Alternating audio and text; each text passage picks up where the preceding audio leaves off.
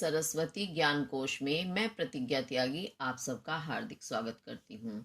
बच्चों, आज हम छायावाद के प्रवर्तक जयशंकर प्रसाद जी की जो कामायनी नाम की रचना है, बड़ी ही प्रसिद्ध रचना है ये उनकी, ये महाकाव्य है। उसका श्रद्धा नामा जो सर्ग है उससे लिया गया अंश श्रद्धा मनु आपकी पुस्तक में शीर्षक दिया गया है, उसे पढ़ेंगे।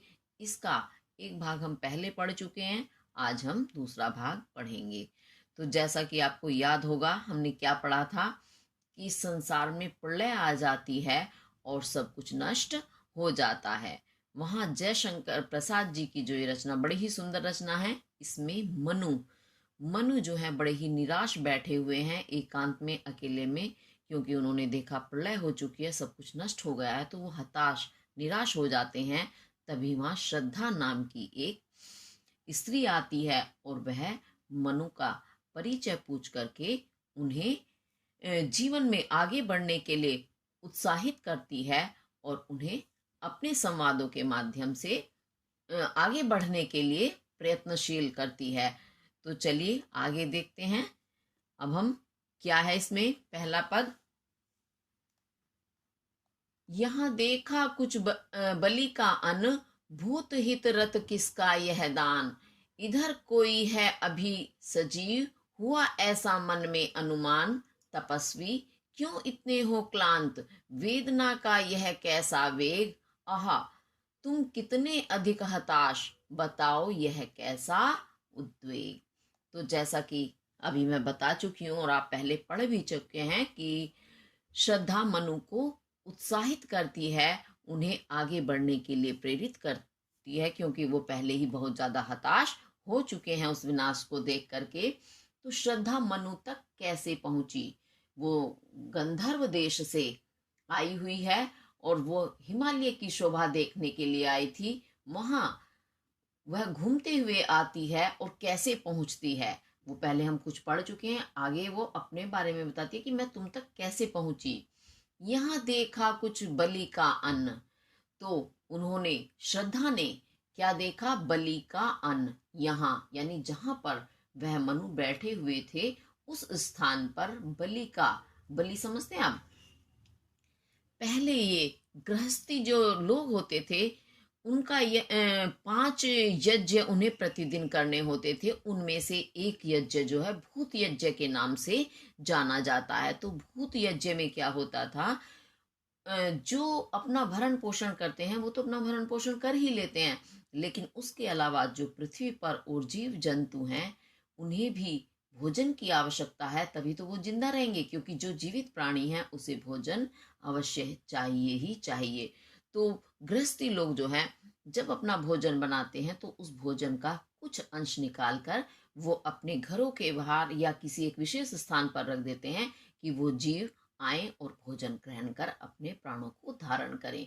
तो उसे कहते हैं बलि का अन्न, अन्न यानी अनाज, भोजन। तो श्रद्धा ने देखा कि वह जब हिमालय की शोभा को देखते हुए आगे आती हैं, उन्हें बलि का वह अन्न दिखाई देता है जो कि गृहस्थों के द्वारा किया गया है।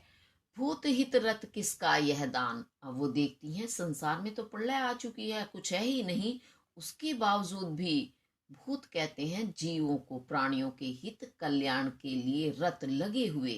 किसका यह दान, यह दान जो ये अन्न दान दिया है ये किसने किया है। वह ऐसा कौन प्राणी है जो अभी भी जीवों के हित में लगा हुआ है।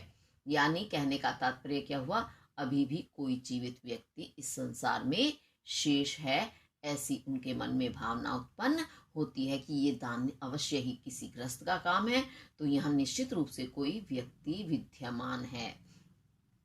इधर कोई है अभी सजीव, सा सहित जीव, जीव के प्राणों के, जो प्राणों के साथ हो तो वह क्या होता है, जीवित। यानी यहाँ अभी भी कोई शेष व्यक्ति जिंदा है, जीवित है, ऐसा हुआ ऐसा मन में अनुमान। तो श्रद्धा बताती है मुझे ऐसा अनुमान लगा उस बलि के अन्न को देख कर कि निश्चित रूप से कोई यहाँ जीवित व्यक्ति है। तपस्वी क्यों इतने हो क्लांत, और वो मनु को क्या कहती हैं, तपस्वी नाम से संबोधित करती हैं। क्यों, क्योंकि तपस्वी लोग जो हैं वो सारी आशाओं को, उम्मीदों को, अपनी इच्छाओं को दबा करके संसार से वैराग ले लेते हैं, वैरागी हो जाते हैं, तो उन्हें तपस्वी कहा जाता है। इसी कारण मनु भी अपनी सारी इच्छाओं का दमन करके दुखी भाव से बैठे हैं। इसी कारण श्रद्धा उनको तपस्वी के नाम से संबोधित करती है। क्यों इतने हो क्लांत? क्लांत यानी दुखी, थके हुए तुम, यदि इतने दुखी क्यों हो तुम? वेदना का यह कैसा वेग? वेदना कहते हैं दुख को।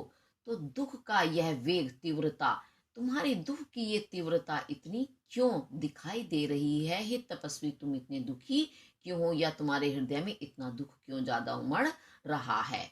आहा, अरे, आहा शब्द जो है कैसा है, जो क्या कहना चाहिए, हमारी जिज्ञासा को या हमारे दर्द को प्रकट करता है। आहा, क्या कहते, अरे वाह, आहा कितना सुंदर। और कई बार आहा, दुख से भरा हुआ, आहा, अरे तुम कितने अधिक हताश, हताश यानी निराश, तुम इतने ज्यादा निराश क्यों हो? बताओ यह कैसा उद्वेग, उद्वेग तुम्हारे मन में जो ये व्याकुलता है, दर्द है, ये कैसा है? तुम्हारे मन की ये जो बेचैनी है इतनी ज्यादा क्यों है? इसका तुम मुझे कारण बताओ। वो मनु से उनकी उस दुख का कारण जानना चाहती हैं। अब बिल्कुल सीधा साधा है, आपको समझ में आ गया होगा वैसे तो अब मैं इसके काव्य सौंदर्य के तत्व के बारे में बता देती हूँ। भाषा आपकी खड़ी बोली है और शैली प्रबंधात्मक है, और रस तो इसमें शांत है ही। बिल्कुल शांति के साथ, बड़े धैर्य के साथ श्रद्धा मनु से उनके मन की बात जानना चाह रही हैं। और छंद आपका श्रृंगार छंद है और गुण प्रसाद है, शब्द शक्ति अभिधा। बिल्कुल सीधे सीधे शब्दों में सीधी बात पूछी गई है। अब जो है इसमें हम अलंकार ढूंढेंगे। अब आप एक एक लाइन में देखते चलना। यह देखा कुछ बलि का आन, भूत हित रत, ताता वर्ण की आवृत्ति हो रही है। इधर कोई है अभी सजीव, हुआ ऐसा मन में अनुमान। माँ वर्ण की आवृत्ति है। तपस्वी, क्यों इतने हो क्लांत, तो का वर्ण की आवृत्ति हो रही है। वेदना का यह कैसा वेग, वा वर्ण की आवृत्ति हो रही है। आह, तुम कितने अधिक हताश, बताओ यह कैसा उद्वेग। तो जहां जहां पर, जैसे यहाँ इस पंक्ति में ताता वर्ण की आवृत्ति हुई है और यहाँ का वर्ण की आवृत्ति हो रही है। वेदना का यह वेग, वा वर्ण की आवृत्ति हो रही है। एक वर्ण की आवृत्ति होने के कारण, आवृत्ति यानी दोबारा बार बार आने के कारण, वहां कौन सा अलंकार बनता है? अनुप्रास अलंकार। और उसके साथ तो श्रद्धा मनु से पूछती है क्यों इतने हो क्लांत, प्रश्न कर रही हैं वह मनु से, तो इस कारण यहाँ प्रश्न अलंकार भी बनता है। इसके साथ आपका ये पद पूरा हुआ। आगे चलते हैं। और क्या कहती हैं श्रद्धा? दुख की पिछली रजनी बीच, विकसता सुख का नवल प्रभात, एक पर्दा यह झीना नील, छिपाई है जिसमें सुख गात, जिसे तुम समझे हो अभिशाप, जगत की ज्वालाओं का मूल, ईश का वह रहस्य वरदान, कभी मत इसको जाओ भूल। तो किस तरह से, कितनी लगन के साथ श्रद्धा जो है मनु को उत्साहित, प्रोत्साहित करने का प्रयास कर रही हैं। तो क्या कहती हैं वह? दुख की पिछली रजनी बीत, रजनी कहते हैं रात्रि, पिछली यानी जो बीत चुकी है। तो रात्रि को जो है दुख के समान माना जाता है और दिन को सुख के समान माना जाता है। तो इसमें श्रद्धा जो कहती है मनु को कि पिछली यानी बीती हुई रजनी, रात्रि के बीच में, मध्य में ही, जो कैसी है? दुख की। तो जो दुख की जो पिछली रात्रि थी, उसी के बीच में ही, उसके मध्य में ही विकसता, विकसना होता है खिलना, सुख का नवल प्रभात, सुख का नवल कहते हैं नवीन, प्रभात सवेरा। तो सुख का नया सवेरा हमेशा विकसता है, विकसित होता है। कब? जो पिछली रात्रि है यानी बीतने वाली जो रात है उसके बीच में ही, यानी जब रात्रि आती है तो ये निश्चित है कि रात्रि का अंत होगा और प्रभात काल अवश्य होगा। ऐसे ही जब जीवन में दुख आता है तो निश्चित है सुख भी आएगा ही आएगा।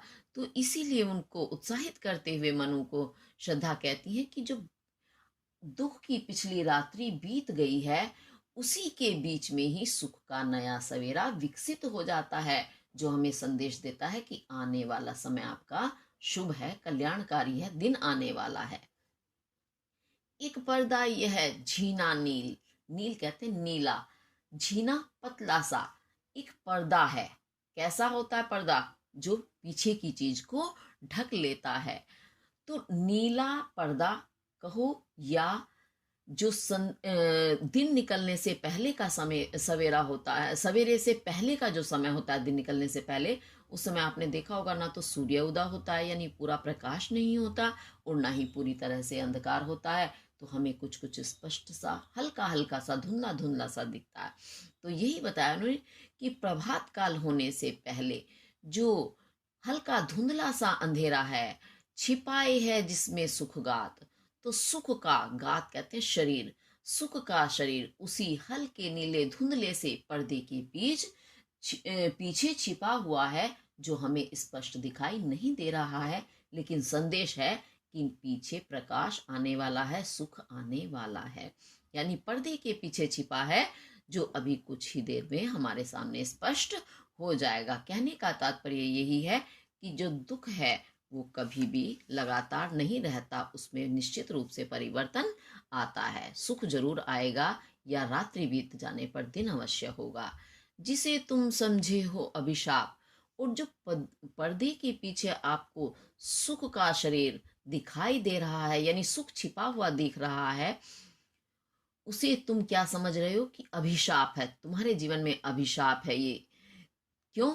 क्योंकि तुम्हें स्पष्ट नहीं दिख रहा अभी, तुम्हें इसलिए अभिशाप के समान, अभिशाप समझते हैं अपशगुन या बुरा, जो है तुम्हें वो समझ आ रहा है जगत की ज्वालाओं का मूल, और वही जो छिपा हुआ है पर्दे के पीछे सुख, और वो पर्दा जो है, या वो रात्रि जो है जो बीत रही है, या दुख जो बीत रहा है, वही तुम्हें इस जगत संसार की ज्वाला, ज्वालाएं जानते हैं आप, लपटें क्या होती हैं? कष्टमय होती हैं, जिसको भी छू जाए नष्ट कर देती हैं। तो यहाँ ज्वालाओं से तात्पर्य है संकटों से। तो संसार की जो संकट हैं या समस्याएं हैं, दुख हैं, उन्हीं उसी बीतती हुई रात्रि को तुम उसका मूल, मूल यानी जड़, कारण समझ रहे हो। तो उसी अभिशाप को, जो कि वरदान सदृश होता है, वो हमारे देखने का नजरिया होता है, तो तुम इस संसार का दुख का कारण उसी अभिशाप को या रात्रि को या दुख को समझ रहे हो। ईश का वह रहस्य वरदान, जबकि देखा जाए तो वह तो ईश यानी ईश्वर का, भगवान का वरदान है, जो कैसा रहस्यमय है। रहस्यमय यानी जो हमारे सामने प्रकट हुआ ना हो, जब तक वो प्रकट नहीं होता तो हमें रहस्य लगता है, लेकिन जब प्रकट हो जाए, तो जब स्पष्ट दिखाई दे जाता है, तो सब कुछ समझ में आ जाता है कि सही चीज क्या है। तो वो तो ईश्वर का छिपा हुआ वरदान है हमारे लिए कि अभी तुम्हें सिर्फ दुख दिखाई दे रहा है, उस दुख के पीछे छिपा हुआ सुख दिखाई नहीं दे रहा। तो ये तो वरदान हो गया। क्या निश्चित है कि अब दुख का अंत होगा और सुख निश्चित रूप से आएगा? तो ये तो सुख का वरदान हो गया ना। लेकिन अभी वो छिपा हुआ है, इस कारण तुम्हें स्पष्ट नहीं हो रहा है। कभी मत इसको जाओ भूल। तो तुम कभी भी इस ईश्वर के छिपे हुए वरदान को मत भूल जाना कि दुख के बाद सुख निश्चित रूप से आता है।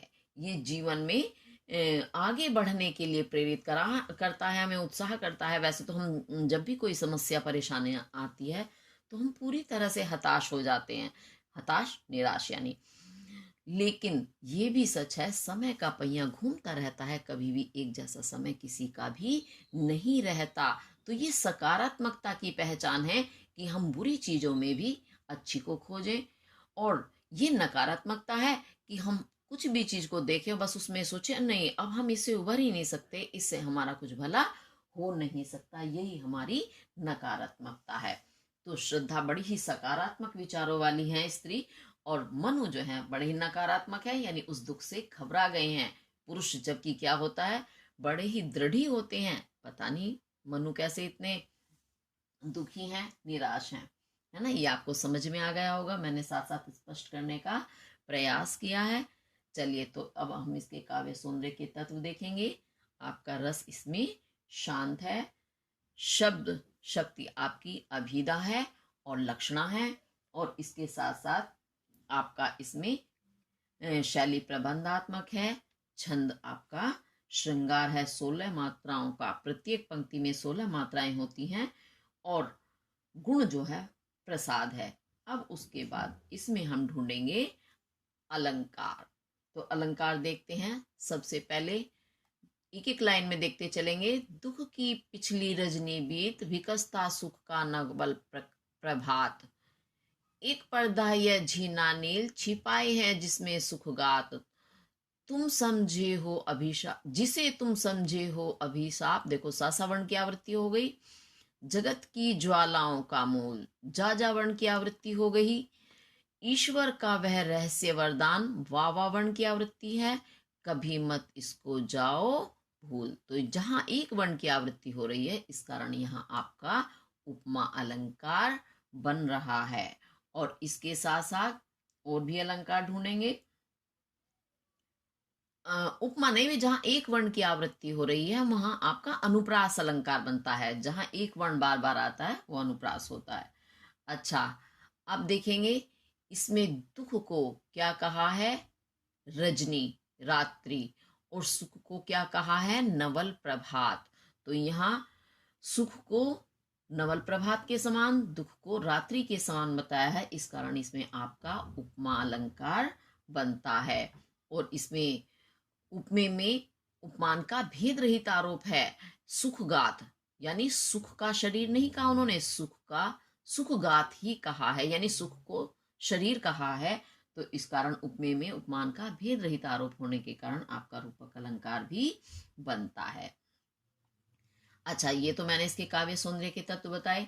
आपको कभी इसी पंक्तियों से किसी जो भी आप पंक्तियां पढ़ रहे हैं, कविता पढ़ रहे हैं, उससे संबंधित भाव साम्य में कुछ भी मिलता है तो उसे आप अवश्य लिखें, क्योंकि भाव साम्य में लिखने से हमें और अच्छे नंबर मिलते हैं, अंक प्राप्त होते हैं। क्योंकि जब परीक्षक कॉपी चेक करते हैं तो उन्हें पता चल जाता है कि किस गहराई से इस बच्चे ने इस चीज को जाना है। तो ऐसा ही भाव साम्य में एक पंक्ति मैं पढ़ करके आपको सुनाती हूँ।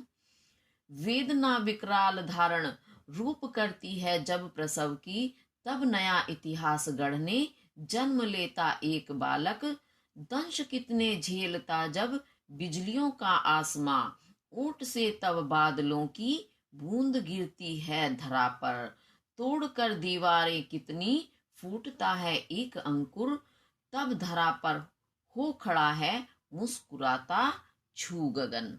यानी परिश्रम के बीच में ही सारी चीजें छिपी हुई हैं। जब हम कठिन परिश्रम करते हैं तभी हमें कुछ प्राप्त नया होता है। वही श्रद्धा मनु को समझा रही है कि कर्मशील बनो, कर्महीन बनकर कभी भी किसी को कुछ प्राप्त नहीं होता। इसलिए परिश्रम करना हमारा कर्तव्य है। इसी प्रकार इन्हीं शब्दों से श्रद्धा उनको उत्साहित करने का प्रयास कर रही हैं। ये आपको समझ आया होगा। चलिए अब आगे देखते हैं। लगे कहने मनु सहित विषाद, मधुर मारुत से ये उच्छ्वास, अधिक उत्साह तरंग आबाद, उठाते मानस में सविलास, किंतु जीवन कितना निरुपाय, लिया है देख नहीं संदेह, निराशा है जिसका परिणाम, सफलता का वह कल्पित गेहे। तो श्रद्धा की बात सुनकर अब मनु बताते हैं जो विचार उनके मन में हैं। लगे कहने लगे कौन, मनु, सहित विषाद, विषाद कहते हैं दुख के सहित साथ, बड़े दुख के साथ जो है मनु श्रद्धा की बात सुनकर कहने लगे। क्या कहा उन्होंने, मधुर मारुत से ये उच्छ्वास, ये जो तुम्हारे उच्छ्वास, उच्छ्वास जानते हैं, हम श्वास लेते हैं अंदर तो वो श्वास कहलाती है, और जब बाहर उस श्वास को हम छोड़ते हैं तो उसे उच्छ्वास कहते हैं। तो श्रद्धा क्या कर रही है, उच्छ्वास यानी शब्द छोड़ रही हैं, शब्द निकाल रही हैं अपने मुख से। इस कारण मनु उनकी बातों को उच्छ्वास कहते हैं। तो तुम्हारे जो उच्छ्वास है यानी तुम्हारी जो वचन है, ये कैसे लग रहे हैं मुझे, मधुर मारुत, मारुत कहते हैं वायु, मधुर मीठी, मीठी सुंदर वायु के समान सुख देने वाले लग रहे हैं तुम्हारे ये सुंदर वचन मुझे। अधिक उत्साह तरंग आबाद, उठाते मानस में साविलास। तो मेरे मानस, मानस कहते हैं हृदय में, मेरे हृदय में ये साविलास, विलास के साथ, बड़े आनंद के साथ, विलासिता पूर्वक अधिक उत्साह। उत्साह जानते हैं आप? उत्साह यानी ऊपर की ओर उठना। तो अधिक उत्साह, उत्साह की तरंग कहते हैं, लहरें। अबाध, बाध यानी जिसमें बाधा हो, और अबाध जिसमें कोई बाधा ना हो, यानी निरंतर। निरंतर ये मेरे मन में उत्साह की तरंगे उठा रहे हैं। क्या? तुम्हारे वचन। कहाँ उठा रहे हैं? मानस में, मेरे हृदय में। साविलास, बड़े विलास के साथ, आनंद देते हुए, यानी आनंददायक रूप में तुम्हारी ये विचार जो हैं, बातें मेरे हृदय में अत्यधिक उत्साह की लहरों को निरंतर उत्पन्न कर रही हैं। किंतु जीवन कितना निरुपाय। लेकिन वो कहते हैं, लेकिन जो सच्चाई है वह क्या है? ये जीवन जो है कितना निरुपाय, निर नहीं है उपाय, जिसमें कोई उपाय, जिसका कोई साधन नहीं है, जिसमें कोई तरीका नहीं है कि हम इस जीवन से उबर सके, यानी उपाय रहित है ये जीवन। लिया है देख, कहते हैं मैंने देख लिया है, ऐसे ही नहीं कह रहा हूं, मेरी देखी भाली चीज है। नहीं संदेह, इसमें जरा भी संदेह, शंका नहीं है कि ये मेरा जीवन आज कैसा हो गया है? निरुपाय हो गया है, उपायहीन हो गया है, साधनहीन हो गया है। यानी मेरे पास कोई तरीका नहीं है कि मैं अपने जीवन में आगे बढ़ सकूं। इतने ज्यादा नकारात्मक हो गए हैं मनु। निराशा है जिसका परिणाम। तो ये जीवन जो है, इसका जो परिणाम है, अंतिम फल जो है वो क्या है? निराशा है, उदासीनता है। क्योंकि इस जीवन का अंतिम सत्य क्या होता है? मनुष्य कितनी भी प्रगति कर ले, अपने जीवन में कितना भी प्राप्त कर ले, कितना आगे बढ़ जाए, लेकिन जीवन का सच क्या है? मृत्यु। यानी मृत्यु आती है तो बताओ जीवन में प्रसन्नता या हम उत्साह पूर्ण कैसे बने रहें? अंत में मृत्यु का वर्ण करना पड़ता है। कोई भी खुशी खुशी मृत्यु का वर्ण नहीं करता, कोई नहीं चाहता हमारी मृत्यु हो। तो उदासीनता से पूर्ण हो गया ना ये जीवन। यानी जब मृत्यु की याद आती है तो सभी उदास हो जाते हैं। तो उन्होंने यही कहा है कि मैंने स्वयं देखा है, अभी संसार में इतना प्रलय आया, मैंने खुद अनुभव से जाना है कि इसमें जरा भी शंका की कोई बात है ही नहीं कि ये जीवन उदासीन है। इसका परिणाम यही है कि सब कुछ नष्ट होना है। सफलता का वह कल्पित गेह। तो हम सफलताओं के कल्पित, कहते हैं कल्पनाओं से बनाया हुआ गेह, घर है ये जो मानव जीवन है वो कैसा है? कल्पनाओं का बना हुआ घर है। कौन सी कल्पना का? सफलता की। हम अपने जीवन में कल्पनाएं करते रहते हैं कि मैं ये काम शुरू करूंगी या करूंगा और ऐसे कर लूंगा, तो सफल होने के लिए ही करते हैं ना कल्पनाएं। और अपने ख्वाबों में एक नया ही वो बना लेते हैं संसार। लेकिन जीवन का सच क्या है? वो तो कल्पनाओं का घर है, सब कुछ यहीं का यहीं रह जाता है। कल्पना हमारे विचारों में रहती है, लेकिन जीवन में कर्म करते हुए भी हम जब जो कुछ प्राप्त करते हैं, अंत क्या होता है? सब यही छूट जाता है। तो इसी कारण जो मनु है वो इतने ज्यादा निराश हो चुके हैं। तो उन्होंने कहा ये संसार जो है ये सफलताओं का की कल्पनाओं का घर है। यानी हम कल्पनाएं करते हैं सफलताओं की, लेकिन उसमें हम कभी भी सफल नहीं हो पाते। अंतिम सत्य परिणाम जो होता है वो यही होता है कि हमें उदासीनता के साथ इस संसार से जाना होता है। ऐसे विचार जो हैं मनु अपने प्रस्तुत करते हैं। ये आपको समझ आया होगा। अब इसके हम आगे काव्य सौंदर्य के तत्व देखेंगे।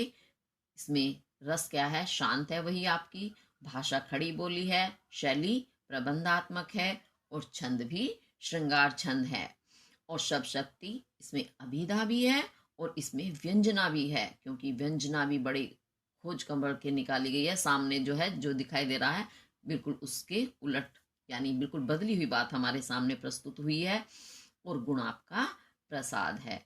अच्छा चलिए, अब इसमें हम क्या ढूंढेंगे? अलंकार। अलंकारों में अब आप एक एक लाइन देखते चलेंगे। लगे कहने मनु सहित विषाद, और मधुर मारुत से ये उच्छ्वास माँ माँ वर्ण की आवृत्ति हो रही है। अधिक उत्साह तरंग अभाद आवर्ण की आवृत्ति है। उठाते मानस में साविलास, किंतु जीवन कितना निरुपाय, लिया है देख नहीं संदेह। निराशा है जिसका परिणाम, सफलता का वह कल्पित गेह। का वर्ण की आवृत्ति हो रही है, तो यहाँ हो गया आपका अनुप्रास अलंकार। और उसके साथ मधुर मारुत से, यानी मधुर मारुत वायु के समान तुम्हारी ये उच्छ्वास हैं, बातें हैं। तो वायु से, मधुर वायु से उनकी बातों की तुलना की गई है। से वाचक शब्द भी आ रहा है आपका, तो तुलना करने के कारण यहाँ आपका उपमा अलंकार भी बनता है। तो इसके साथ आपका ये वाला पद भी पूरा हुआ। अब आगे चलते हैं भाई। अच्छा, एक चीज और बताऊं मैं, अगर आपको कुछ भी चीज समझ नहीं आती है तो आप कमेंट करके जरूर पूछें। चलिए आगे देखते हैं।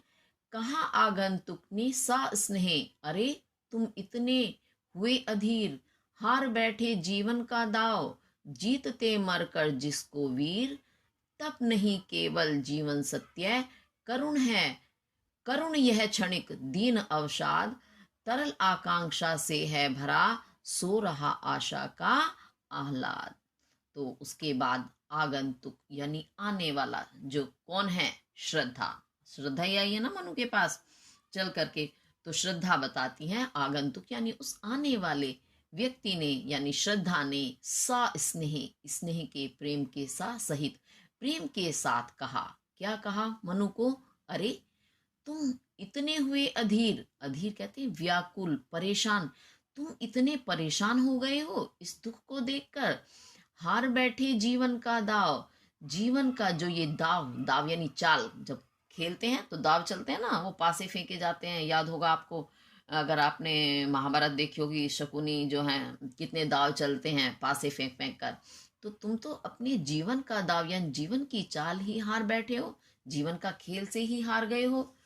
जीतते मरकर जिसको वीर, जो वीर पुरुष होते हैं वो तो जीतते हैं कैसे? मरकर, मर के, यानी इतना कठोर परिश्रम करते हैं वो जीतने के लिए, हर सीमा पार कर जाते हैं, यानी इतने परिश्रम उत्साह के साथ जो वीर लोग होते हैं इस जीवन की चाल को जीत लेते हैं।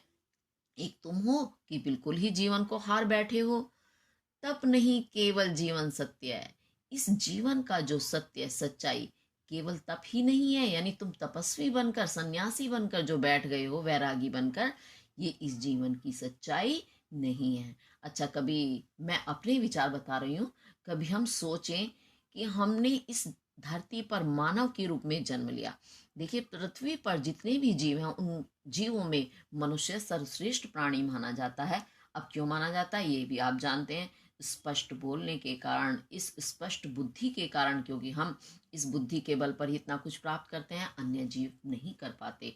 इसी कारण मनुष्य पृथ्वी का सर्वश्रेष्ठ प्राणी माना गया।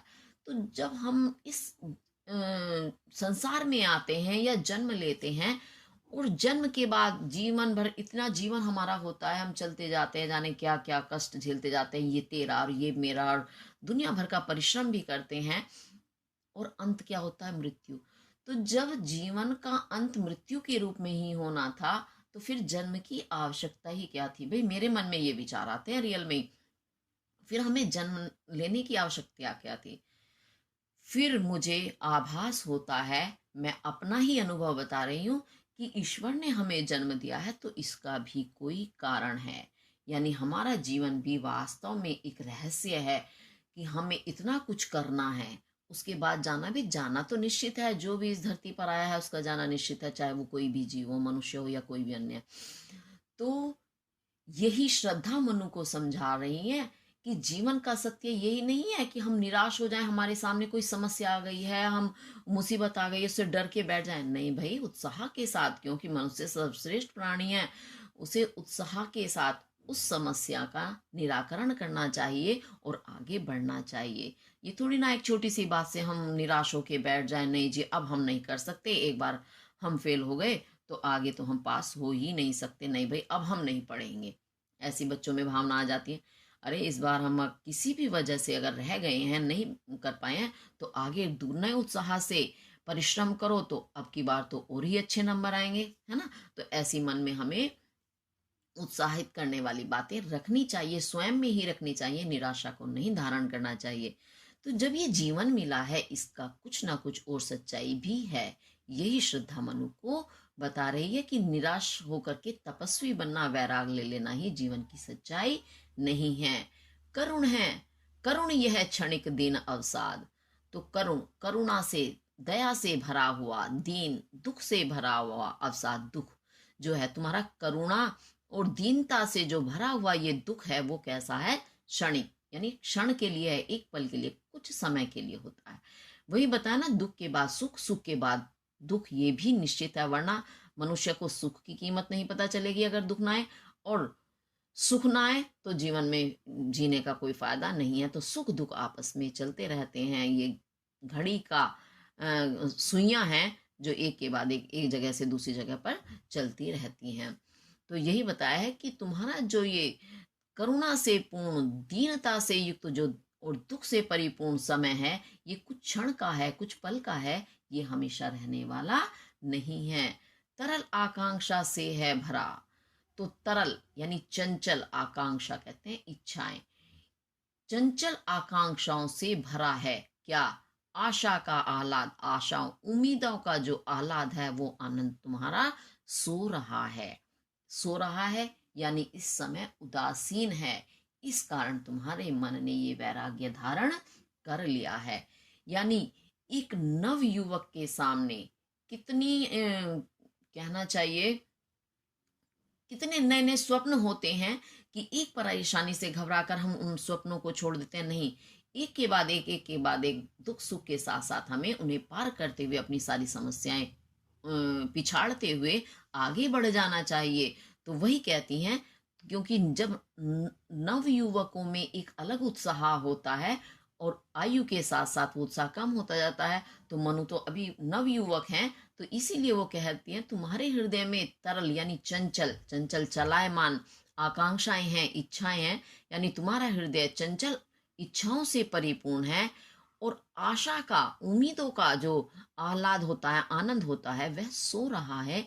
इसी कारण तुम्हें ये दुख जो है इतना विशाल दिखाई दे रहा है, जिसके कारण तुम शून्य हो गए हो, यानी शांत पड़ गए हो, वैराग को धारण कर रहे हो। जबकि जीवन का लक्ष्य यही है कि कर्मशील बनो, कर्मण्येवाधिकारस्ते, हमारी गीता में भी ये बात कही गई है। तो इसलिए हमें कभी भी दुख को इस प्रकार नहीं लेना चाहिए कि अब जीवन में कभी सुख आएगा ही नहीं। ठीक है, ये आपको समझ आया होगा। चलिए अब इसके काव्य सौंदर्य के तत्व देख लेते हैं। आपको भी लगता होगा मैम एक छोटी सी बात समझाने के लिए कितना ज़्यादा एक्सप्लेन कर देती हैं कि ओवर हो जाता है, लेकिन जब मैं पढ़ाती हूँ मुझे बड़ा आनंद आता है कि बच्चों के दिमाग में बिल्कुल सटीकता से बैठ जाए। चलिए, काव्य सौंदर्य के तत्व आपका, इसमें रस है शांत, भाषा वही खड़ी बोली है, शैली प्रबंधात्मक, छंद आपका श्रृंगार छंद है, और गुण प्रसाद शब्द शक्ति है इसमें लक्षणा। अच्छा, अब इसमें हम ढूंढेंगे अलंकार। भाई, अलंकार ढूंढना बहुत जरूरी है। कहा आगंतुक ने सास ने, अरे तुम इतने हुए अधीर, आवरण की आवृत्ति हो रही है। हार बैठे जीवन का दाव, जीतते मरकर जिसको वीर, तप नहीं केवल जीवन सत्य, करुण है यह क्षणिक दिन अवसाद, तरल आकांक्षा से है भरा, सो रहा आशा का आह्लाद। आवरण की आवृत्ति हो रही है, इस कारण आपका क्या हो गया? अनुप्रास अलंकार। अच्छा, इसमें आशा का आह्लाद, आनंद, और इसमें दुख को उन्होंने दुख नहीं है इसमें, तरल आकांक्षा, आकांक्षाओं को उन्होंने तरल बताया है। तरल यानी चंचल, चंचल क्या होता है? मनुष्य होता है। तो इसमें मानवीकरण किया गया है। सोएंगी आशाएं, सोता कौन है? मनुष्य सोता है। यहाँ आशाओं को सोए हुए बताया गया है, मनुष्य की भांति यानी मानव की भांति। तो इस कारण यहाँ आपका मानवीकरण अलंकार भी बनता है। अब इससे आगे चलते हैं, देखिए आगे क्या कहती हैं। श्रद्धा, प्रकृति के यौवन का श्रृंगार, करेंगे कभी न बासी फूल, मिलेंगे वे जाकर अति शीघ्र, आहा उत्सुक है उनकी धूल। अब इसमें बड़ा सुंदर वर्णन है। प्रकृति के यौवन का श्रृंगार, प्रकृति आप जानते हैं, आपके वृक्ष, पेड़ पौधे, नदियां, यानी जो चीजें स्वतः बनी हैं, स्वतः यानी अपने आप बनी हैं, उन्हें कहते हैं क्या? प्रकृति।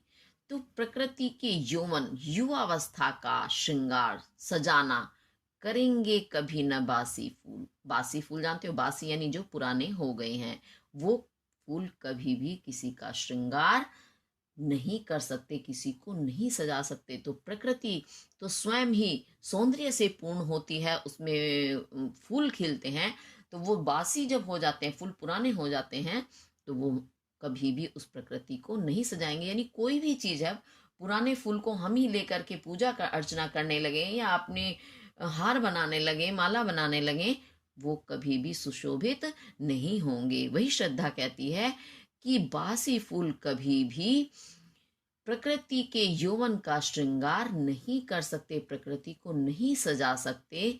मिलेंगे वे जाकर, वे यानी वे बासी फूल जो है, पुराने फूल जाकर के अति शीघ्र, बहुत ही जल्दी, क्योंकि वो कुछ समय ही उस टहनी पर टिक सकते हैं जिस पर लगे हुए हैं, तो वो बड़ी ही जल्दी से मिलेंगे, मिल जाएंगे। कहाँ? आह, उत्सुक है उनकी धूल।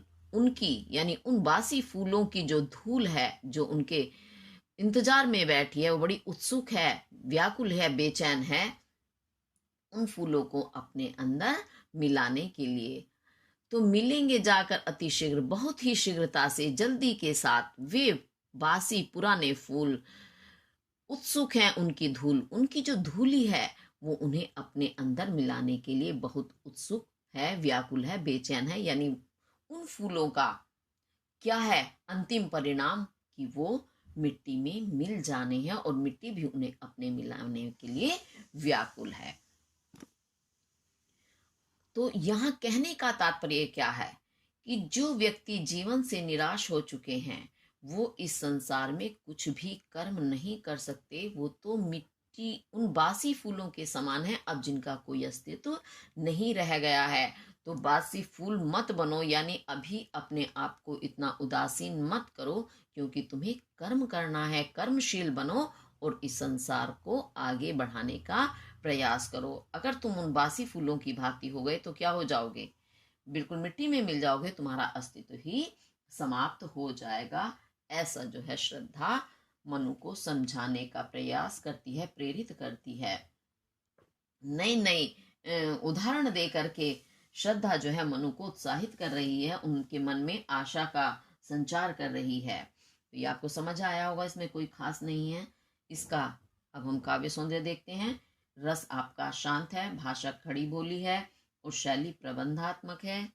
छंद है आपका श्रृंगार छंद और गुण प्रसाद शब्द शक्ति इसमें लक्षणा है। अब इसमें हम अलंकार ढूंढेंगे। एक तो बासी फूल श्रृंगार करना, फूलों से श्रृंगार करना। श्रृंगार किसका होता है? मानव का होता है ना। तो मानव का इसमें मानवीकरण किया गया है इसमें, और मानवीकरण करने के कारण मानवीकरण अलंकार हो गया। और प्रकृति में किसका आरोप किया गया है? मानवीय गुणों का आरोप किया गया है। भेद रहित आरोप होने के कारण आपका यहां बन गया रूपक अलंकार। चलिए अब आगे देखते हैं। एक तुम यह विस्तृत भूखंड, प्रकृति वैभव से भरा अमंद, कर्म का भोग, भोग का कर्म, यही जड़ का चेतन आनंद। अकेले तुम कैसे असहा यजन कर सकते? तुच्छ विचार तपस्वी आकर्षण से हीन, कर सके नहीं आत्म विस्तार। अब और उत्साहित करते हुए क्या कहती है श्रद्धा? एक तुम, कि एक तुम हो, नव युवक हो, पुरुष हो, और एक तुम यह विस्तृत भूखंड, और तुम्हारे सामने क्या है? विस्तृत, इतनी फैला हुआ, इतना विशाल। भू पृथ्वी का खंड, टुकड़ा, पृथ्वी का टुकड़ा इतना विशाल तुम्हारे सामने फैला हुआ है, यानी पूरी पृथ्वी तुम्हारे सामने है। और एक तुम हो, प्रकृति वैभव से भरा अमंद, और ये भूखंड जो है वो कैसा है? प्रकृति के वैभव, ऐश्वर्य से भरा हुआ है अमंद। धीमा धीमा नहीं, पूर्ण रूप से, पूर्ण रूप से ये प्रकृति के ऐश्वर्य से भरा हुआ है। यानी इसमें सारी खुशियां, पूरा धन ऐश्वर्य भरा हुआ है पृथ्वी पर। कर्म का भोग, और ये तुम्हारे सामने प्रस्तुत है, तो तुम्हें कर्म का भोग यानी कर्म करके इस पृथ्वी को भोगना है। यानी इस कर्म करो, कर्मशील बनकर इस पृथ्वी का तुम भोग करो। ये पृथ्वी तुम्हारे भोग के लिए प्रस्तुत है। और भोग का कर्म, और जब तुम इसे भोगोगे यानी उपयोग करोगे तो तुम्हारे ऐसे ही कर्म बनते चले जाएंगे। यानी भोग करने पर ही हमारे कर्म बनते हैं। हम जब कर्म करते हैं तो कर्म करने के पश्चात क्या होता है, हमारे लिए भोग करने के, भोग समझते हैं, उपयोग करने के लिए वस्तुएं या सुख प्रस्तुत हो जाता है। कर्म करेंगे तभी तो कुछ मिलेगा, जब हम कर्म ही नहीं करेंगे तो क्या मिलेगा। यानी हमें कर्म करके भोग करना चाहिए। और जब हम भोगते हैं, प्रयोग करते हैं, उस चीज को इस्तेमाल करते हैं, तो हम आगे के कर्म बना लेते हैं। कहते हैं ना, आपने सुना होगा कि पूर्व जन्म के कर्मों का ये फल है हमारे सामने। कई बार हमारे सामने ऐसी अच्छी भी घटनाएं घटती हैं और बुरी भी, जो हमने इस समय में किया नहीं होता। आपने सुना होगा, कहते हैं कि भाई मैंने तो इतने अच्छे कर्म किए थे, उसके बाद भी मेरे साथ इतना बुरा हुआ। तो ये हमारे पूर्व जन्म के कर्म है। यानी हमने पहले जन्म में जो कर्म किया उसके अनुसार हमने भोग किया, और उसी भोग के अनुसार ही हमारे आगे के नए जन्म के, आने वाले जन्म के कर्म बन गए।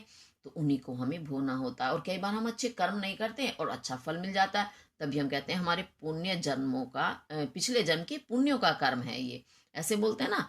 तो हमें कर्म करते हुए भोग करना है, और भोग करते हुए आने आने वाले जीवन के कर्म बनाने हैं।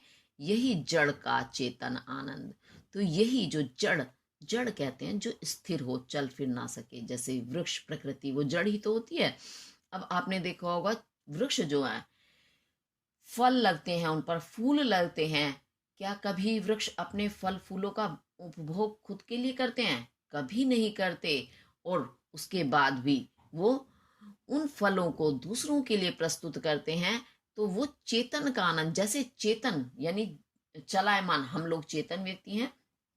जो चंचल लोग होते हैं, चेतन होते हैं, उनके आनंद की भांति ये जड़ वृक्ष जो है या प्रकृति जो है, वो आनंद चेतन की भांति उठा रही है। यानी हमारे लिए कर्म करके, हमें फल फूल दे करके वो आनंदित है, आनंद ले रही है। कैसे? चेतन आनंद ले रही है। नहीं, जैसे चेतन व्यक्ति आनंद ले सकता है, चेतन वस्तु आनंद ले सकती है, वैसे ही ये जड़ वस्तुएं आनंद उठा रही हैं चेतन जैसे कर्म करके।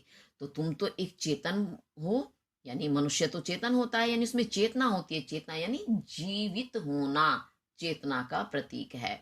तो तुम जीवित होकर कर्महीनता की, इतनी निराशा की बातें कर रहे हो, इन वृक्षों से आप कुछ सीख लो, ऐसा बताना चाह रही हैं श्रद्धा मनु को। तुम अकेले तुम कैसे असहाय। अब बार बार मनु क्या कहते हैं, मैं असहाय हूं, निरुपाय हूं। तो वही कहती है कि तुम खुद को अकेले समझ रहे हो, और असहाय कैसे हो तुम? असहाय यानी जिसका कोई सहारा ना हो, बेसहारा तुम कैसे हो? कैसे हो तुम अकेले? मैं भी तो तुम्हारे सामने प्रस्तुत हूं, तुम भी एक मानव हो, मैं भी एक मानव हूं। यजन कर सकते, यजन कहते हैं यज्ञ। तो तुम कैसे अकेले यज्ञ कर सकते हो? आपने कभी देखा होगा, हिंदू रिवाज में जब भी कोई यज्ञ, हवन, पूजन होता है, तो उसमें अकेला पुरुष हवन, यज्ञ इत्यादि नहीं करता। उसके लिए उससे पत्नी का होना आवश्यक होता है। पति पत्नी मिलकर ही किसी यज्ञ को पूर्ण कर सकते हैं। तो वही श्रद्धा कह रही है कि तुम अकेले कैसे यज्ञ कर रहे हो। ये भूत यज्ञ जो हुआ है, भूत यज्ञ, अब तुम्हें याद होगा कि हमने भी पहले पद में पढ़ा था कि बलि का अन्न उन्होंने देखा, तो बलि का अन्न कैसे मिला? भूत यज्ञ तुमने किया। तो तुमने भूत यज्ञ अकेले कैसे कर लिया? वो तो स्त्री के साथ ही कर सकता है, गृहस्थी व्यक्ति। तो तुम फिर जब तुम यज्ञ कर रहे हो तो तुम ना अकेले हो, ना असहाय हो, यानी तुम्हें पत्नी की आवश्यकता है, और पत्नी के रूप में मैं तुम्हारे सामने प्रस्तुत हूं। ऐसा कहने का तात्पर्य श्रद्धा का है। ये वर्णन नहीं आया है अभी कि आप ये कहो कि मैं पत्नी के रूप में प्रस्तुत हूं। वो यही कहना चाह रही है, यानी मैं सामने हूं तुम्हारा साथ देने के लिए, फिर तुम अकेले यज्ञ कैसे कर सकते हो? वो तो सफल हो ही नहीं सकता। यज्ञ तो तभी सफल होगा जब पत्नी के साथ मिलकर आप करेंगे। तुच्छ विचार, और तुम्हारे जो ये विचार हैं कि मैं अकेला हूं, असहाय हूं, निरुपाय हूं, ये तुच्छ बहुत ही छोटे विचार हैं तुम्हारे।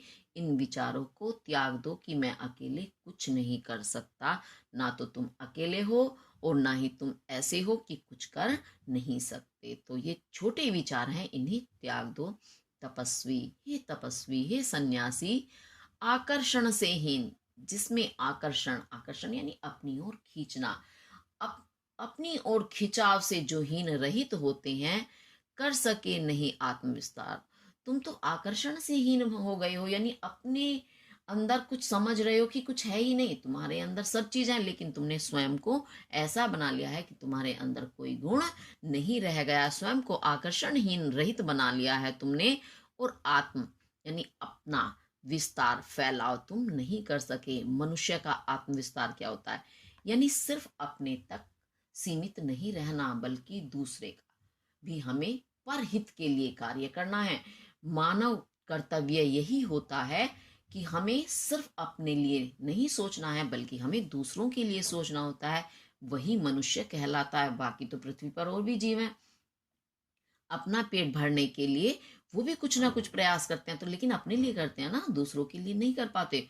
और तुम मानव होकर सिर्फ अपने विषय में सोच रहे हो कि मेरे पास कोई उपाय नहीं है, इसलिए मैं तपस्वी बन जाऊं, अपने कर्म को छोड़ दूं। तो किस तरह से देखो प्रोत्साहित कर रही हैं श्रद्धा कि तुमने आत्मविस्तार नहीं किया, यानी अपने आप को विशाल नहीं बनाया, अपने हृदय को संकुचित कर लिया है। सिर्फ अपने विषय में सोचकर ही तुम तपस्वी बन रहे हो, जबकि तुम्हारा कर्तव्य है कि तुम्हें तो इस संसार को आगे बढ़ाना है। तुम आज संसार में प्रस्तुत हो, तो इसीलिए शायद ईश्वर ने तुम्हें रखा कि तुम इस संसार को कर्म के माध्यम से कर्मशील बन करके आगे बढ़ाओ। तो तुम तो सिर्फ अपने आप तक ही सीमित रह गए, ऐसा जो है श्रद्धा कहना चाह रही हैं। किसको? मनु को। ये आपको समझ आया होगा। अब जो है इसके हम देखते हैं काव्य सौंदर्य के तत्व। इसमें आपका रस जो है शांत रस है, भाषा खड़ी बोली है, शैली प्रबंधात्मक है, और गुण प्रसाद शब्द शक्ति इसमें लक्षणा है। छंद आपका श्रृंगार छंद है। और अब इसमें हम ढूंढेंगे अलंकार। एक तुम यह विस्तृत भूखंड, प्रकृति वैभव से भरा अमंत, और कर्म का भोग, भोग का कर्म। यहाँ तो वर्ण की आवृत्ति हो गई है, भोग भोग, तो यहाँ पुनरुक्ति प्रकाश अलंकार हो गए। और कर्म का भोग, कर्म दो बार का कर्म भी आ गया है। यही जड़ का चेतन आनंद, अकेले तुम कैसे असहाय, अवर्ण की आवृत्ति हो रही है। यजन कर सकते तुच्छ विचार, तपस्वी आकर्षण से हीन, कर सके नहीं आत्मविस्तार। तो यहाँ हमें ज्यादा तो नहीं, लेकिन कुछ शब्द दिखाई दिए हैं। जैसे अकेले, असहाय में आवर्ण की आवृत्ति हो रही है, तो यहाँ हो गया आपका अनुप्रास अलंकार। और देखिए इसी के साथ इसके भाव साम्य में भी बड़ा ही सुंदर पद कहा गया है। इसे आप भाव साम्य में लिख सकते हैं। कर्म प्रधान विश्व करी राखा, जो जस करई सो तस फल चाखा। योग्य जन ही जीता है, पश्चिम की उक्ति नहीं, गीता है गीता है। स्मरण करो बार बार, जागो फिर एक बार। ये मनुष्य को उत्साहित करते हुए, जागरूक करते हुए पद कहा गया है, बड़ा ही सुंदर है। इसे आप भाव साम्य में लिखेंगे तो आपको अच्छे नंबर मिलेंगे। तो इसके साथ हमारा ये पद भी पूरा हुआ। अब आगे देखते हैं। समर्पण लो सेवा का सार, सजल संस्कृति का यह पतवार। आज से यह जीवन उत्सर्ग, इसी पद तल में विगत विकार। बनो संस्कृति के मूल रहस्य, तुम्ही से फैलेगी वह बेल। विश्व भर सौरभ से भर जाए, सुमन के खेलो सुंदर खेल। देखो श्रद्धा एक नारी होकर के कितनी आशाओं से भरी हुई है कि वो मनु जैसे निराशावादी मनुष्य को भी जगाने में बिल्कुल लगी हुई हैं। कितना बलिदान करने के लिए वो तैयार हैं अपना। क्या कहती हैं? समर्पण लो सेवा का सार, कि तुम स्वयं को अकेले मत समझो, समर्पण लो, तुम मेरा समर्पण स्वीकार कर लो। यानी मैं स्वयं को तुम्हें समर्पित करती हूँ। समर्पित करना अर्थात मुझे पत्नी के रूप में तुम स्वीकार कर लो सेवा का सार। और मेरे जीवन का सार क्या है? अब ये सेवा का सार, मेरा जीवन अब ये तुम्हारी सेवा का ही सार, सार कहते हैं निचोड़, यानी हर बात का कुल मिला के सारांश या निचोड़ निकलता है, उसे हम सार कहते हैं। कि मेरे जीवन का अस्तित्व क्या है? अब तुम्हारी सेवा का ही पूर्ण निचोड़ है, सारांश है, यानी मेरे जीवन का तात्पर्य सिर्फ तुम्हारी सेवा करना ही रह गया है। सजल सा सहित जल, जल से, जो जल से परिपूर्ण है, ऐसी संस्कृति संसार का यह पतवार, मेरा जो यह जीवन है वो तुम्हारा ये जो जल से युक्त संसार है, इसमें मेरा यह जीवन तुम्हारे लिए पतवार के समान है, या पतवार है, पतवार के रूप में मैं तुम्हें इस संसार जल से भरे हुए या जल रूपी संसार से पार ले जाऊंगी, ऐसा श्रद्धा कहना चाहती है। पतवार आप जानते हैं, जब नौका चलती है, नाव आपने देखा होगा, तो वो होते हैं डंडे से, तो उससे हम क्या करते रहते हैं, पानी पीछे को धकेलते रहते हैं, जिससे नाव आगे बढ़ती है। अगर वो पतवार, उन्हें पतवार को चलाने से ही पानी कटता है और नाव आगे बढ़ती है। अगर वो पतवार ना हो तो नाव आगे नहीं बढ़ सकती। तो कितना बड़ा अपना बलिदान श्रद्धा कहती है कि मैं पतवार बन करके तुम्हारे साथ प्रस्तुत हूं, तुम्हें इस जल से युक्त संसार से पार ले जाऊंगी, यानी तुम्हें डूबने नहीं दूंगी और तुम्हारे जीवन को परिपूर्ण कर दूंगी। तो सजल क्यों कहा है? क्योंकि अभी मां प्रलय आई थी, प्रलय यानी सागर फूट पड़े थे, सारे में जल ही जल हो गया और सब जल मग्न हो गया, डूब गया था इस संसार। अच्छा, और क्या कहती है श्रद्धा? आज से यह जीवन उत्सर्ग, तो आज से ही मेरा जो यह जीवन है उत्सर्ग, तुम पर उत्सर्ग है, न्योछावर है, या मैं तुम्हारे लिए अपने जीवन का उत्सर्ग करती हूँ, बलिदान करती हूँ। इसी पद तल में विगत विकार, और इसी पद कहते हैं पैरों के तल नीचे, यानी नीचे, विगत कहते हैं बीते हुए, विकार दोष, जो तुम्हारे बीते यानी अब से पहले जो भी दोष थे, जो कमियां थी, वो सारी इसी पद तल में, यानी मैं यहीं पर उनको समाप्त करती हूँ। यानी तुम्हारे प्राचीन पुराने जो भी दोष थे या मेरे हों, वो सभी आज यहीं समाप्त करके हम आगे से नया जीवन आरंभ करते हैं। कहने का मतलब क्या है कि आज के बाद तुम्हारे पुराने दोषों से मेरा कोई लेना देना नहीं है। आप, तुम्हारे अंदर जितने भी दोष हों वे सब आज पीछे रह गए, लेकिन आगे से हम अपना नया जीवन नए तरीके से आरंभ करेंगे। देखो कितनी बड़ी बात है, ये है नारी की महिमा, भारतीय नारी की, हमारी संस्कृति की। कि हमारी संस्कृति में यही समझाया जाता है नारी को कि पति कितना भी दोषी क्यों ना हो, लेकिन पत्नी हर रूप में उसे स्वीकार करती है। बस उसे यही कहती है कि जो पुराने दोष हैं उन्हें छोड़ दे और आगे से मेरा जीवन मेरे साथ अच्छे से गुजार। बिल्कुल वही बात श्रद्धा ने मनु से कही है कि तुम्हारे अब तक के जितने भी दोष थे, वही मैं अभी इसी पद तल में उन्हें समाप्त करती हूँ। पैरों के नीचे, पद यानी पैर, तल नीचे, पैरों के नीचे यानी समाप्त कर देना। बनो संस्कृति के मूल रहस्य, लेकिन ये संस्कृति यानी संसार जो है, इसका जो मूल मुख्य रहस्य है, जो मुख्य राज है, रहस्य है, छिपा हुआ रूप है, उसे तुम जानने वाले बनो। तो जैसा कि अभी हम पीछे एक पद में पढ़ चुके हैं कि ये जीवन एक रहस्य है, ये संसार भी एक रहस्य है, कि जब हमें यहाँ जन्म मिला है तो इसका कोई ना कोई तात्पर्य या कारण अवश्य है। तो उस रहस्य को तुम जानने वाले बनो कि यहाँ जीवन और मरण का, जीवन है तो मरण है ना, तो ये यहाँ चलता रहता है। तो इस जन्म लेने का और मृत्यु का क्या कारण है, इस संसार के रहस्य को तुम जानने वाले बनो।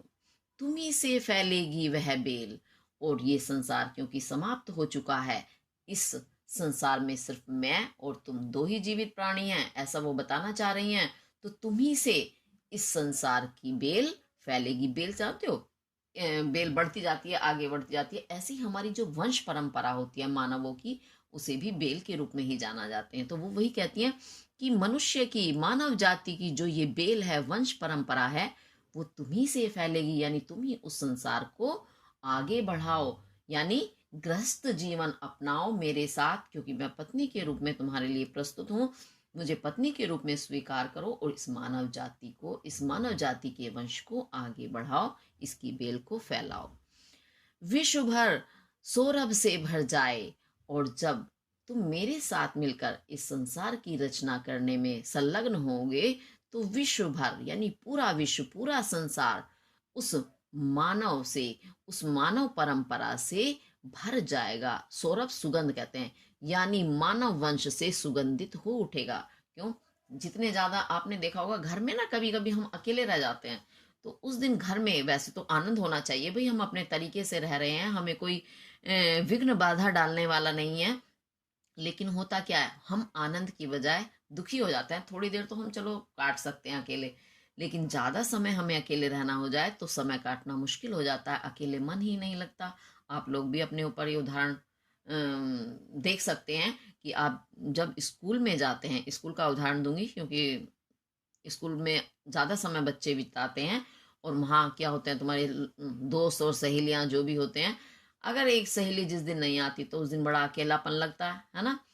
तो वही बताना चाहते हैं कि जब मानव ज्यादा से ज्यादा होंगे, तुम्हारा वंश फलेगा। माता पिता अपनी संतानों को देखकर ही, उनकी वंश परंपरा को देखकर ही ज्यादा प्रफुल्लित होते हैं।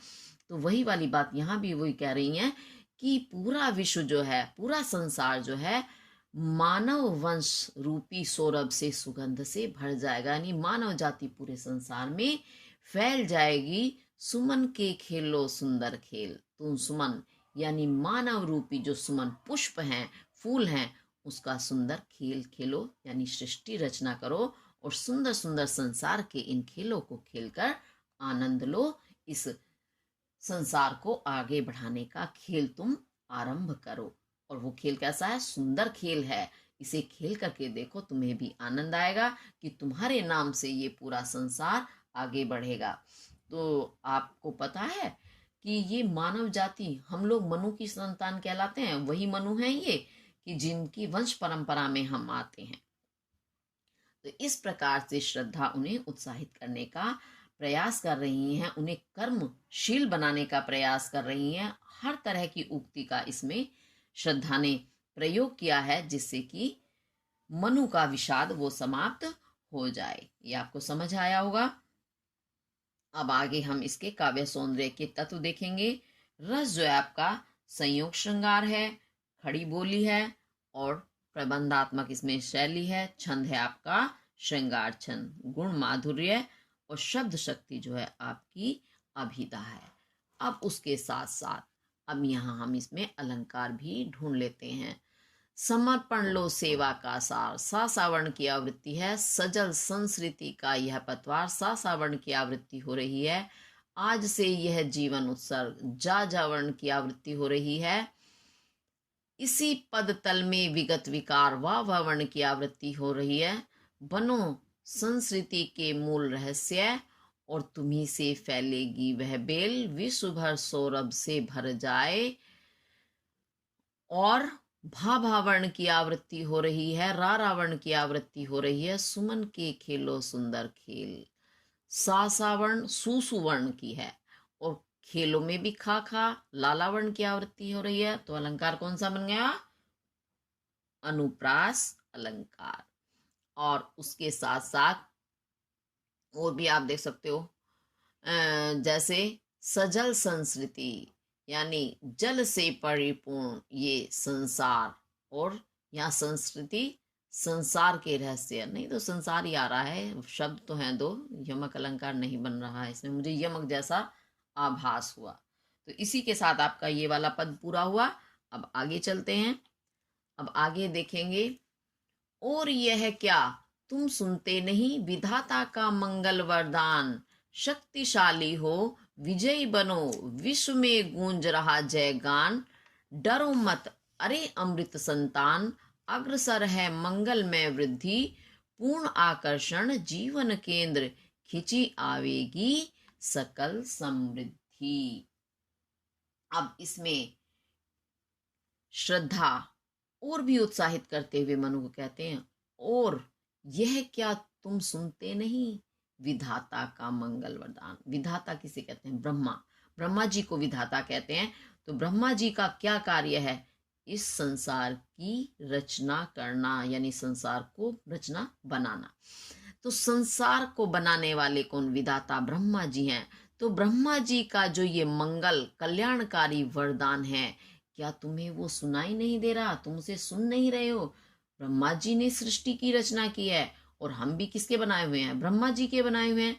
तो इसका मतलब क्या है? तुम और मैं आज इस पृथ्वी पर यदि जीवित हैं, तो ये ब्रह्मा जी का क्या है? एक मंगल वरदान है, कल्याणकारी वरदान है, जिसे तुम सुन नहीं रहे हो, या क्यों नहीं सुन रहे हो? विधाता का क्या कहना है? शक्तिशाली हो, तुम तो शक्ति से परिपूर्ण हो, शक्ति युक्त हो, विजयी बनो। इसलिए विजय कहते हैं जीतना, जीत हासिल करो। तुम्हारे पास जब शक्ति है, तुम शक्तिशाली हो, तो तुम शक्ति होने के कारण विजयी बनो, यानी हारो मत। सामने तुम्हारे कुछ भी हो, लेकिन अपनी शक्ति के आधार पर तुम उस पर जीत हासिल करो, विजय प्राप्त करो, और विजयी बन जाओ, विजयशाली हो जाओ। विश्व में गूंज रहा यह जय, विश्व में, संसार में गूंज रहा यानी फैल रहा है, गूंजना यानी चारों तरफ जिसकी आवाज सुनाई दे, तो गूंज रहा है जय गान। यही जय, विजय का गान किसका? ब्रह्मा जी का। कि ब्रह्मा जी का ये विजय गान पूरे संसार में गूंज रहा है कि तुम शक्तिशाली हो, विजयी बनो, हार मत मानो। यानी अगर विधाता को ये संसार फिर ना चलाना होता, तो ना तो श्रद्धा बचती, ना ही मनु बचते। प्रलय में सब कुछ नष्ट हो जाना था, लेकिन विधाता को नष्ट नहीं बल्कि संसार को आगे बढ़ाना था। इसी कारण उन्होंने एक स्त्री एक पुरुष, दो व्यक्तियों को जिंदा रखा, जो कि स्त्री पुरुष मिलकर ही इस संसार की रचना कर सकते हैं। तो ये एक मंगल विजय है, मंगल गान है, इसे तुम सुनो। यानी हमें संदेश दे रहा है कि हम दोनों को मिलकर ही इस संसार को आगे बढ़ाना है। डरो मत, अरे अमृत संतान। अमृत क्या होता है? अमृत एक द्रव्य होता है, जिसे पीने से मनुष्य अमर हो जाता है। यानी मनुष्य क्या, कोई भी अमर, अमर यानी जो मरना, और अमर जो ना मरे। तो जो नहीं मरते कौन होते हैं? वे देवता। तो देवताओं की, देवों की संतान, हे देवों की संतान मनु, तुम डरो मत। अग्रसर है मंगल में वृद्धि, मंगल में, मंगल से, कल्याण से, माय युक्त वृद्धि, वृद्धि यानी उन्नति, अग्रसर है, तुम्हारे सामने है। यानी वो तो हमें सीधा संदेश दे रही है ये समृद्धि या उन्नति, कि तुम जिंदा हो, और पति पत्नी के रूप में दोनों तुम जिंदा हो। तो इसका मतलब तुम्हें तो ये संसार आगे बढ़ाना ही है। तो ये मंगल कल्याणकारी जो उन्नति है, वो तुम्हारे सामने खड़ी हुई है। तुम इसे देखो, पहचानो, और भयभीत मत हो, मत डरो, हे देवों की संतान मनु। उन्होंने मनु को देवताओं की संतान कहा है। पूर्ण आकर्षण जीवन केंद्र, तुम्हारा जो जो जीवन का केंद्र है, केंद्र समझते हैं, बिल्कुल मध्य है, बीच का स्थान केंद्र कहलाता है। तो तुम्हारा जीवन कहाँ है इस समय? केंद्र में, बीच में। बीच का स्थान कौन सा होता है? युवावस्था, यानी बचपना प्रथमावस्था, केंद्र में आ जाती है युवावस्था, और बुढ़ापा तो अंतिम अवस्था है। तो तुम्हारा जीवन केंद्र जो, वो कैसा है? पूर्ण आकर्षण से, पूरी तरह आकर्षण से भरा हुआ है। तुम नव युवक हो, इस समय तुम्हारे पास पूर्ण शक्ति है, पूर्ण आकर्षण है। खिंची आवेगी सकल समृद्धि, यदि तुम कर्म करोगे, कर्मशील बनोगे, इस संसार को आगे बढ़ाने का प्रयास करोगे, तो सकल कहते हैं संपूर्ण समृद्धि, ऐश्वर्य, धन दौलत खिंची आवेगी तुम्हारी तरफ, अपने आप ही खिंची चली आएगी। आकर्षण क्या होता है? खिंचाव करने वाली चीज। कि किसी, जैसे चुंबक होती है, चुंबक के आसपास आप लोहे की कुछ चीजें रखो, तो चुंबक उन्हें अपनी तरफ खींचती है। तो चुंबक में आकर्षण है, यानी खींचने का गुण है। तो तुम्हारे अंदर भी वो खींचने का गुण है। क्या? संपूर्ण सुख समृद्धि, धन ऐश्वर्य, इस संसार को आगे बढ़ाने की शक्ति सब तुम्हारे पास है। तो सारी चीजें, पूरा ऐश्वर्य तुम्हारे तरफ खींच करके अपने आप ही चला आएगा। लेकिन उसके लिए तुम्हें कर्मशील बनना होगा। गीता का संदेश याद करना होगा कि कभी भी कर्म किए बगैर हमें कुछ प्राप्त नहीं हो सकता। आया समझ में? अब इसके हम देखते हैं काव्य सौंदर्य के तत्व। इसमें आपका रस तो वही शांत है, भाषा भी आपकी खड़ी बोली है, शैली प्रबंधात्मक है, और छंद जो है वो है आपका श्रृंगार छंद, गुण प्रसाद है, और शब्द शक्ति इसमें अभिधा है। बिल्कुल सीधे सीधे सारी बात समझ में आ रही है। अब इसमें जो है हम अलंकार ढूंढ लेते हैं। और यह क्या तुम सुनते नहीं, विधाता का मंगल वरदान, शक्तिशाली हो विजयी बनो, विश्व में गूंज रहा जयगान। देखते चलना भाई, मेरी नजर से चूक जाए तो आप तो पहचान ही लेना। डरो मत अरे अमृत संतान, आवर्ण की आवृत्ति हो रही है, अग्रसर है मंगलमय वृत्ति, पूर्ण आकर्षण जीवन केंद्र। णाणावर्ण की आवृत्ति हो रही है, खिंची आवेगी सकल समृद्धि, सा सावर्ण की आवृत्ति हो रही है। इस कारण यहाँ आपका बन गया क्या, अनुप्रास अलंकार। तो इसी के साथ आपका ये वाला पद तो पूरा हुआ। अब आगे देखते हैं। अब आगे देखते हैं, बड़े ही उत्साह से श्रद्धा जो है बड़ी जोर शोर से लगी हुई है मनु को जगाने में। विधाता की कल्याणी सृष्टि, सफल हो इस भूतल पर पूर्ण, पटे सागर बिखरे ग्रह पुंज, और ज्वालामुखियां हो चूर्ण, उन्हें चिंगारी सदृश सदर्प, कुचलती रहे खड़ी सानंद, आज से मानवता की कीर्ति, अनिल भू जल में रहे न बंद। अब और क्या कहती है श्रद्धा, विधाता, विधाता यानी ब्रह्मा, ब्रह्मा जी की कल्याणी, कल्याणी यानी कल्याण करने वाली, मंगल करने वाली सृष्टि, जो ये सृष्टि है, रचना है, वो सफल हो इस भूतल पर, भू पृथ्वी तल, पृथ्वी तल पर पूर्ण पूर्ण रूप में सफलता को प्राप्त हो, इसके लिए तुम्हें प्रयास करना होगा। यानी विधाता ने जो ये संसार रचा है, यह इस पृथ्वी पर पूरी तरह से ये संसार की रचना सफल हो, इसके लिए तुम्हें प्रयास करना होगा। यानी तुम्हें भी इस संसार को आगे बढ़ाना है, जिससे कि सृष्टि यूं ही चलती रहे। और यदि तुम इस कर्म में प्रवृत्त हो जाते हो, लग जाते हो, यानी संसार को आगे बढ़ाने का प्रयास करते हो, तो उस प्रयास से क्या होगा, पटे सागर, सागर जानते हैं समुद्र, पटे पट जाएंगे, पट जाना, हम कहते हैं ना पाट दिया हमने, ढक दिया। ये संसार जो आज इतने उफान ले रहा है, इसने पूरे संसार को निगल लिया है, पूरे जीवों को, पृथ्वी को, तो वो पट जाएगा, अर्थात ढक जाएगा, दब जाएगा उस मानव वंश से। बिखरे ग्रह पुंज, और जितने भी ये ग्रह हैं, पुंज कहते हैं समूह, ग्रहों का जो ये पुंज है, समूह है, जो आज ये चारों तरफ बिखरा पड़ा है, वही तुम्हें प्रकाश देने लगेगा। क्योंकि जब बिखरी हुई चीजें होते हैं, उन्हें हम समेट लेते हैं, तो वो बिखरी हुई चीजें ही हमें फायदेमंद हो जाती हैं।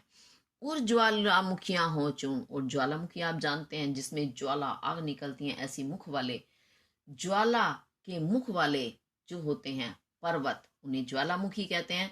जिस टाइम वो फटते हैं तो अपने आसपास के सारे जो स्थान होता है उसे घेर लेते हैं, नष्ट कर देते हैं।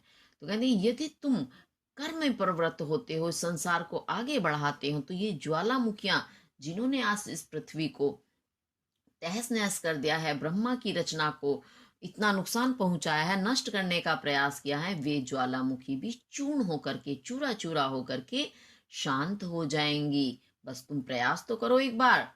उन्हें चिंगारी सदर्श सदर्प, कुचलती रहे खड़ी सा आनंद, स आनंद, आनंद के साथ खड़ी होकर के कुचलती रहेगी वो मानव जाति, किन्हें, उन्हें, उन चिंगारियों को, सदृश जो तुम्हें अभी ये दिखाई दे रही हैं, सदर्प, दर्प के अभिमान के साथ।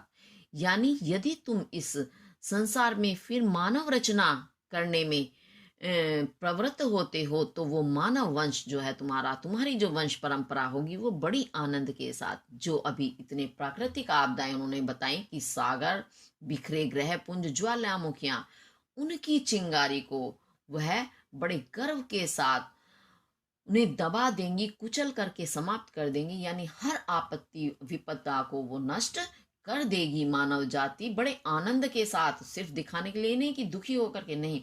यानी जितनी विपदाएं आई हैं, प्राकृतिक आपदाएं आई हैं, उन्हें मानव अपने बल पर बड़े आनंद के साथ दबा करके नष्ट कर देगा, वे चिंगारियां फिर उभरेंगी ही नहीं। काम जो कहाँ से आरंभ होता है? चिंगारी। चिंगारी यानी छोटा सा पतंगा आग का, जो फैला देता है, पूरे वनों को जला डालता है। तो यानी इसका मतलब ये है कि वो चिंगारियां ही नहीं पैदा होंगी तो इतनी बड़ी आग तो कहाँ से पैदा होगी? तो मानव उनको अपने आप ही नष्ट कर डालेगा।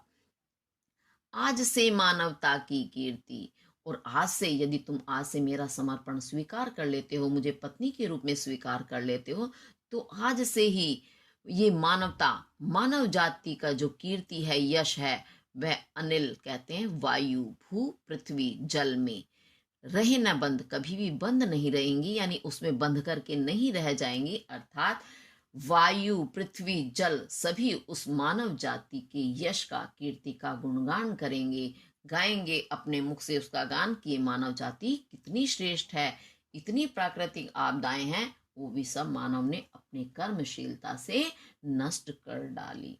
ऐसा वो कह करके उन्हें जागरूक करने का प्रयास करती हैं। तो कभी भी इस ब्रह्मांड में मानव जाति के यश को ये आपदाएं फिर से रोक नहीं पाएंगी, ऐसा श्रद्धा मनु को समझाती हैं कि इसलिए तुम उठो, कर्मशील बनो और मेरे साथ मिलकर के इस मानव जाति को आगे बढ़ाने का, मानव वंश परंपरा को आगे बढ़ाने का प्रयास करो। अभी आपको समझ में आ गया होगा। अब हम देखते हैं इसमें काव्य सौंदर्य की तत्व। रस आपका शांत रस है और शैली वही खड़ी बोली है। भाषा खड़ी बोली है, शैली प्रबंधात्मक है, और छंद है आपका श्रृंगार छंद। गुण प्रसाद शब्द शक्ति इसमें अभिधा भी है और व्यंजना भी। अब इसके साथ हम इसमें ढूंढेंगे अलंकार। विधाता की कल्याणी सृष्टि, का वर्ण की आवृत्ति, सफल हो इस भूतल पर पूर्ण, और पटे सागर बिखरे ग्रह पुंज, पावर्ण की आवृत्ति, और ज्वालामुखियां हो चूर्ण, उन्हें चिंगारी सदर्श सदर्प, सावर्ण की आवृत्ति है, दादा वर्ण की आवृत्ति है, कुचलती रहे खड़ी सानंद, आज से मानवता की कीर्ति, का वर्ण की आवृत्ति है, अनिल भू जल, लाला वर्ण की आवृत्ति है। तो इस कारण कौन सा अलंकार हो गया आपका? इसमें हो गया अनुप्रास अलंकार। अच्छा, और भी देख लो, कुछ दिखाई दे जाए। विधाता की कल्याणी सृष्टि, और तो मुझे कोई खास दिखाई नहीं दे रहा। लेकिन कई बार क्या होता है, पढ़ाते पढ़ाते मेरे भी नजर से चूक जाता है, तो आप जब ढूंढेंगे हो सकता है आपको मिल जाए, ढूंढ करके उसे निकालें, बताएं मुझे कमेंट करके, ठीक है? तो ये आपका एक तरह से होमवर्क हो गया, इसे आप जरूर करें। अच्छा, अब इसके भाव साम्य में भी दिनकर जी ने एक ऐसा ही बड़ा सुंदर पद कहा है, जिसमें मानव जाति ने आज कितना कुछ प्राप्त कर लिया है, कितनी उन्नति की है। कहते हैं बंधे नर के करों में वारी विद्युत भाप, हुक्म पर चढ़ता उतरता है पवन का ताप। किया है मनुष्य ने वाकई ऐसी उन्नति, तो इसे आप भाव साम्य में लिख सकते हैं। बड़ी ही सुंदर पंक्ति है ये। चलिए अब हम आगे चलते हैं। जलधि के फूटे कितने उत्स, द्वीप कच्छप डूबे उतराय, किंतु वह खड़ी रहे दृढ़ मूर्ति, अभ्युदय का कर रही उपाय। शक्ति के विद्युत कण जो व्यस्त, विकल बिखरे हैं हो निरूपाय, समन्वय उसका करें समस्त, विजयिनी मानवता हो जाए। तो और क्या कहती है श्रद्धा? जलधि, जलधि कहते हैं समुद्र, सागर को। सागर के फूटे कितने उत्स कहते हैं स्रोत, कितनी स्रोत यानी धाराएं। तो इस प्रलय के आने पर, इस जल प्लावन के कारण इस समुद्र के न जाने कितने उत्स यानी धाराएं, स्रोत फूट पड़े, जिन्होंने द्वीप, कितने द्वीपों को, कच्छप, कच्छप कहते हैं कछुआ, कछुओं को डुबोया, उतराया, डुबाया और उतारा। यानी समुद्र के न जाने कितने स्रोत फूट पड़े, और उन स्रोतों में या उन धाराओं में कितने द्वीप, कितने कछुए डूबे और उतरे, यानी जब लहरें आती हैं बहुत तीव्रता के साथ वो अपने अंदर डुबा लेती हैं, फिर लहर उतर जाती है तो उबर आते हैं, वो उतराए यानी ऊपर आए, यानी डूबे और ऊपर आए। इस तरह से उतरना चढ़ना उनका जारी रहा। अब कच्छप तो मैंने कछुआ बताया। द्वीप जानते हैं आप? द्वीप कहते हैं जल से घिरा हुआ जो पृथ्वी का हिस्सा होता है, पृथ्वी को, जल से घिरी हुई पृथ्वी को हम द्वीप कहते हैं। तो कितने द्वीप यानी कितनी पृथ्वी के हिस्से हैं, कितने कछुए हैं, उन समुद्र के स्रोतों में डूबे और उतरे, किंतु वह खड़ी रहे दृढ़ मूर्ति, अभ्युदय का कर रही उपाय। परंतु भले ही सागर की कितनी लहरों ने, कितने स्रोतों ने इस संसार को तहस नहस किया, परंतु उसके बावजूद भी दृढ़ मूर्ति, दृढ़ कहते हैं मजबूत मूर्ति, रूप, खड़ी रहे। किसकी खड़ी रही? मानवता की।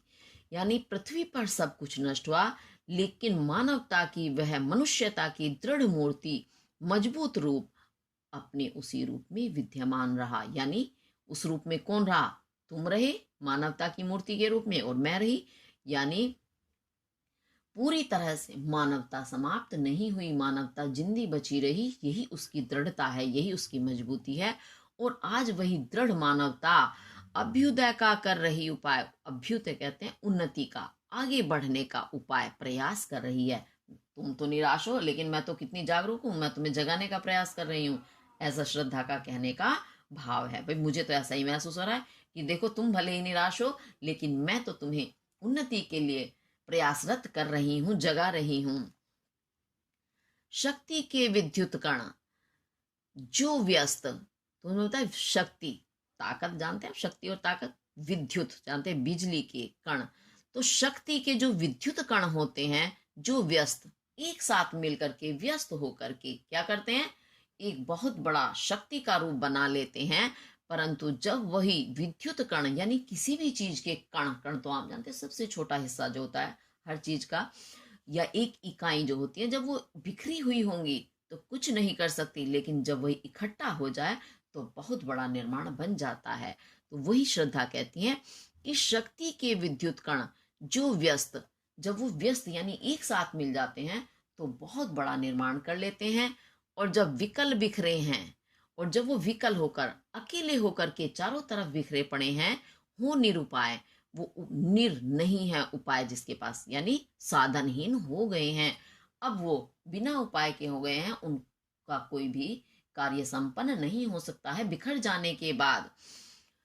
समन्वय उसका करें, तो आओ हम दोनों मिलकर उसका समन्वय कहते हैं मेल करें, उन्हें मिलाएं एक साथ। तो हम उन शक्ति के विद्युत कणों को एक साथ मिला करके करें समस्त, उन समस्त यानी सभी विद्युत कणों को मिला करके, एक करके, समन्वय करके निर्माण करते हैं, जिससे कि क्या हो? मानवता, मनुष्यता जो है विजयिनी हो जाए, विजयशालिनी हो जाए, यानी मानवता जीत जाए। चलो ऐसा मिलकर के हम प्रयास करते हैं।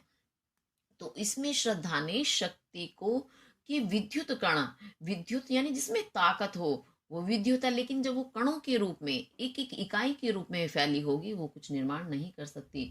तो इसी में श्रद्धा ने भी वही कहने का प्रयास किया। या विद्युत कण से मतलब है मनुष्य से, यानी एक एक मनुष्य की इकाई के रूप में, यानी मैं अकेली हूं, तुम अकेले हो, ना तो तुम कुछ कर सकते हो ना मैं कुछ कर सकती हूँ, लेकिन यदि हम दोनों समन्वय कर लें, दोनों मिल जाएं, तो हम इस मानवता को विजय दिला सकते हैं, जीत दिला सकते हैं। इस पृथ्वी पर फिर से मानव वंश फैल जाएगा, जो नष्ट हुआ था, सारी आपदाएं विपदाएं हमसे हार जाएंगी, यह कहने का प्रयास इसमें श्रद्धा कर रही हैं मनु से। ठीक है, तो विजयशालिनी बनने के लिए हम दोनों को एक होना होगा, यानी हमें इस संसार को पति पत्नी के रूप में आगे बढ़ाना होगा। ये आपका पद पूरा हुआ और समझ में भी आया होगा जहां तक मुझे उम्मीद है। अगर किसी वजह से समझ नहीं आया हो तो आप मेरे से अवश्य पूछें कमेंट करके। चलिए, तो अब इसके काव्य सौंदर्य के तत्व देखते हैं। आपका इसमें रस जो है शांत है, खड़ी बोली है, शैली प्रबंधात्मक है, और छंद है आपका श्रृंगार छंद, गुण प्रसाद है, और शब्द शक्ति इसमें लक्षणा है। अच्छा, इसमें जो है अब हम देखते हैं अलंकार। अब अलंकार में देखेंगे, जल्दी के फूटे कितने उत्स, द्वीप कच्छप डूबे उतराए। पापा वर्ण की आवृत्ति हो रही है, किंतु वह खड़ी रहे दृढ़ मूर्ति, अभ्युदय का कर रही उपाय। का वर्ण की आवृत्ति और या वर्ण की आवृत्ति है।